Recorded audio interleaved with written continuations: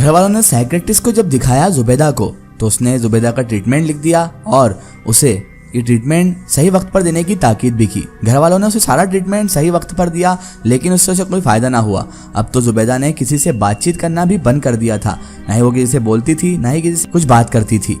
बस उसका एक ही मामूर था, वो दिन भर अपने कमरे में रहती और शाम को वो बाहर निकलती, खूब सारा इत्र लगाकर छत पर जाती और छत पर जाकर अपने बाल खुले कर उस झूले पर लेट जाती और वहीं पर रहती सुबह फजर तक।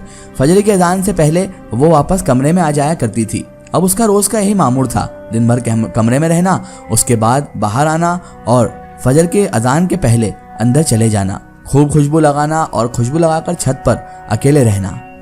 एक दिन उसके वालिद कहने लगे, ऐसा कब तक चलेगा, हमें उसे जबरदस्ती डॉक्टर के पास लेकर जाना ही होगा। जुबैदा के अब्बू ने कहा और फिर उन्होंने अगली दोपहर में जबरदस्ती अपनी बेटी को उठाया और उसके बाद उसे गाड़ी में डालकर अस्पताल लेकर चले गए। डॉक्टर के पास सिर्फ पेशेंट को ही जाने का कहा गया था, क्योंकि साइकियाट्रिस्ट इसे अकेले में देखना चाहता था। साइकियाट्रिस्ट का नाम सोहेल हसन था। सोहेल हसन ने पहले जुबैदा से सवाल किए, लेकिन जुबैदा अपनी आदत की तरह उस वक्त भी खामोश ही रही। उसने कोई जवाब नहीं दिया और सर झुकाए बैठी रही। तभी सोहेल हसन डॉक्टर कहने लगे, अच्छा मैं आपकी हिस्ट्री देखता हूँ। सोहेल हसन ने उसके बाद फाइल देखी और कहने लगा, तो आपका नाम जुबैदा है। डॉक्टर ने उससे पूछा तो जुबैदा फिर भी खामोश रही। फिर वो बोला, ओके तो मिस जुबैदा, आपकी मसरूफियात क्या हैं, जरा हमें भी बताएं। डॉक्टर ने दोबारा सवाल किया, लेकिन अभी भी जवाब खामोशी ही था। तभी डॉक्टर फिर से बोला, आपके घर वालों ने मुझे आपके भाई की डेथ के बारे में बताया और आपकी हालत के बारे में बताया। वाकई मुझे सुन के बहुत ज़्यादा दुख हुआ उस बात का। आपके भाई से काफ़ी गहरी दोस्ती थी, आई एम राइट? मगर जुबैदा ने कोई भी जवाब नहीं दिया उस डॉक्टर को।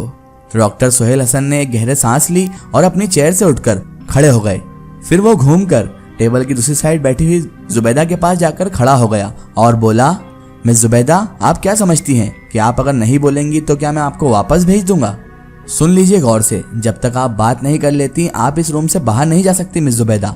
सोहेल हसन का बस इतना ही कहना था कि जुबैदा एक झटके से उठी और जाने के लिए वहां से मुड़ गई।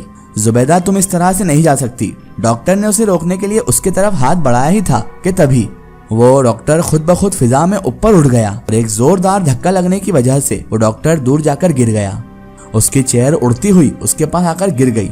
अगर उस वक्त वो डॉक्टर एक तरफ ना होता तो वो चेयर उसको लग जाती। डॉक्टर ने जैसे ही मुड़कर जुबैदा की तरफ देखा तो उस डॉक्टर को अपने जिस्म से जान खिसकती हुई महसूस हुई।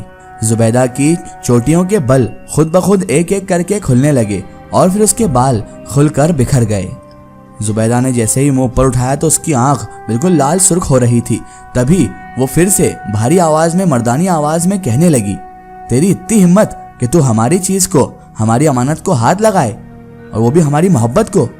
जुबैदा की आवाज सुनकर डॉक्टर घबरा गया और उसने फिर गिरते पड़ते, डरते सहमते वहां से भागना चाहा तो उस रूहानी कुव्वत ने उसका गला अपने शिकंजे में जकड़ लिया।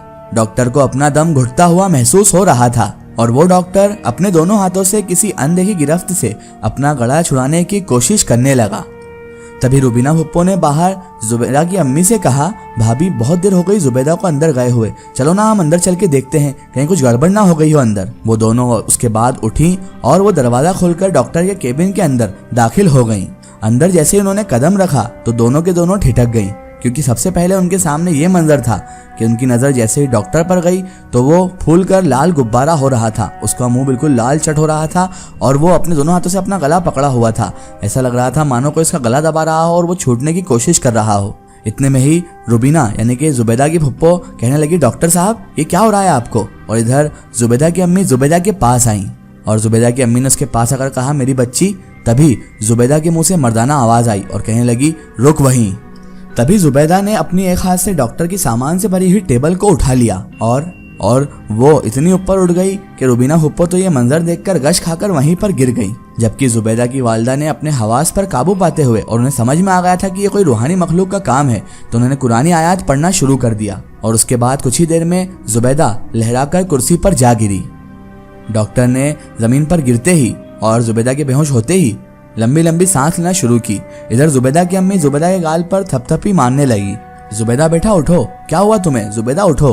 तभी जुबैदा ने अचानक आंख खोल दी तभी डॉक्टर उठे और उन्होंने बेल बजाकर स्टाफ को बुला लिया वहीं पर। उनकी असिस्टेंट आई और उसके बाद उसने जुबैदा की फुप्पो को पानी के छींटे मारे ताकि वो होश में आ सके। वो होश में तो आ गई मगर वो जुबैदा को खौफ भरी निगाहों से देखने लगी। उन्हें अब जुबैदा से बहुत ज्यादा डर लग रहा था क्योंकि उन्होंने आंखों से अपने जो मंजर देखा था वो मंजर अच्छे अच्छों के पसीने छुटवा देता। डॉक्टर ने जुबैदा को कहा कि आप यहीं बैठिए और इतने में उसकी वालिदा और फुप्पो को लेकर डॉक्टर साहब बाहर की ओर आ गए और एक तरफ ले जाकर जुबैदा की माँ और जुबैदा की फुप्पो को कहने लगे, देखिए मैं आपसे जो बात करने जा रहा हूँ हो सकता है वो आपको अजीब लगे क्योंकि मैं एक साइकियाट्रिस्ट हूँ, लेकिन मैं एक मुसलमान भी हूँ और इन बात पर मुझे पूरा यकीन है कि दुनिया में आसिब और जिन्नात भी होते हैं। मैं एक डॉक्टर हूँ, मैं साइंस को मानता हूँ, लेकिन मैं साथ साथ एक मुसलमान भी हूँ और मेरा यकीन इस पर है कि ये रूहानी वजूद होते हैं। आप जितनी जल्दी हो सके अपनी बच्ची को किसी आमिल या किसी पीर फकीर को जरूर दिखाएं। ये मेरा मसला बचा ही नहीं है, ये डॉक्टरी इलाज बचा ही नहीं है। आप समझ रही है ना मैं आपसे क्या कहना चाह रहा हूँ। तभी रुबीना फुप्पो ने कहा, जी डॉक्टर साहब हम समझ गए आप क्या कहना चाहते हैं। ये मंजर देखकर तो मुझे भी आपके साथ हामी भरने पर मजबूरी हो गई है। यानी मैं भी मानती हूँ कि ये किसी और शे का ही काम है, ये डॉक्टर इलाज की बस की बात नहीं बची है अब। जुबैदा की अम्मी ने भी यही कहा और उसके बाद वो लोग जुबैदा को हॉस्पिटल से लेकर वापस अपने घर आ गए। जुबैदा की अम्मी ने उसे ले जाकर उसके कमरे में लिटा दिया और फिर दूसरे कमरों में बड़ों की मीटिंग शुरू हो गई। सारे घर के बड़े बैठे और वो इस मसले पर बातचीत करने लगे। रुबीना फुप्पो ने साइकियाट्रिस्ट के पास होने वाले तमाम वाकये से घर वालों को आगाह किया, सारा मामला घर वालों को बता दिया। सब बातें सुनने के बाद जुनेरा की दादी जान ने अपना सर पकड़ लिया और कहने लगी, 1000 बार इस लड़की को मैंने मना किया था कि खुशबू लगाकर इतना मत घुमा करो, मत बसी रहा करो हर वक्त खुशबू में। मैंने कितनी बार मना किया इसे, मगर मेरी एक बात न चलने दी इसने और मेरी बात कब मानी इसने। तभी दादी रोते हुए बोली, मुझे तो सारा का जलना और उसके भाई की मौत इसी सिलसिले की एक कड़ी दिख रही है। तो दादी जान की बात सुनकर सब तायद करने लगे। तभी सबने एक साथ कहा, जल्दी से सारा को बुलाओ, हम उससे ही कुछ पूछताछ करते हैं। तभी सारा आई तो जुबैदा के वालिद बोले, बेटा सारा उस दिन क्या हुआ था जब तुम जल गई थी, तुम कैसे जली थी, हमें पूरा वाकया बताओ ताकि हम उसकी तफ्तीश कर सकें। तो सारा कहने लगी, अब्बू मैं को आपको सब पहले ही बता देना चाहिए था, अब बहुत देर हो गई है, लेकिन आप पूछ रहे हैं तो मैं बता देती हूँ कि अब्बू दादी के मना करने के बावजूद भी जुबैदा खूब सारा परफ्यूम लगाकर छत पर मगरिब के वक्त बाल खुले करके झूले पर लेटी हुई थी और उसके बाद जैसे ही मैं ऊपर गई तो पूरी खुशबू से छत महक रही थी। तो मैंने उसके पास जाकर उसे चिल्लाया और जैसे ही मैंने उसे नीचे आने को कहा तो अब्बू उसने एक जोरदार थप्पड़ मेरे गालों पर रसीद कर दिया। जारा ने सर झुकाकर कहा था, ओ अल्लाह इतनी बदतमीजी, दादी जान बोली। उसके बाद सारा बात मुकम्मल करने लगी और कहने लगी, फिर मैंने अगले दिन दादी जान मैंने उसके सारे परफ्यूम ले जाकर बाहर फेंक दिए और उसके बाद परफ्यूम फेंक कर मैंने नहाने के लिए पानी चेक किया। वो बिल्कुल नॉर्मल था, एकदम गुनगुना पानी था, मगर उसके बाद चंद ही लम्हे बाद जैसे ही मैंने फिर से शॉवर खोला तो उसमें से मेरे लिए खौलता हुआ पानी निकलने लगा। सारा ने सब बताया तो उसके चाचा कहने लगे, उसके बाद बेटा सारा तुम्हारी जुबैदा से कुछ बात हुई थी, कुछ ऐसी बात जो तुमने हमें ना बताई हो। जी चाचू जान, जब हॉस्पिटल से वापस घर आकर मैं अपने रूम में शिफ्ट हो चुकी थी तो जुबैदा ने एक दिन अकेले में मुझे धमकी दी थी और उसके अंदाज और उसकी आवाज़ बदली बदली सी लग रही थी। वो आकर मुझसे कहने लगी थी कि अगर तू अपनी खैरियत चाहती है तो अपने काम से काम रख, मेरे बीच में आई तो ध्यान रखना। और हाँ, मुझे ये भी याद आया, जब मैं उस दिन उसे छत पर बुलाने गई थी तब मैंने जुबैदा के ऊपर एक सियाह रंग का साया भी देखा था, मगर उसके बाद वो पलक झपकते ही वहां से गायब भी हो गया था। चाचू, इसकी आएगी स्टोरी हम देखेंगे इसके अगले पार्ट में।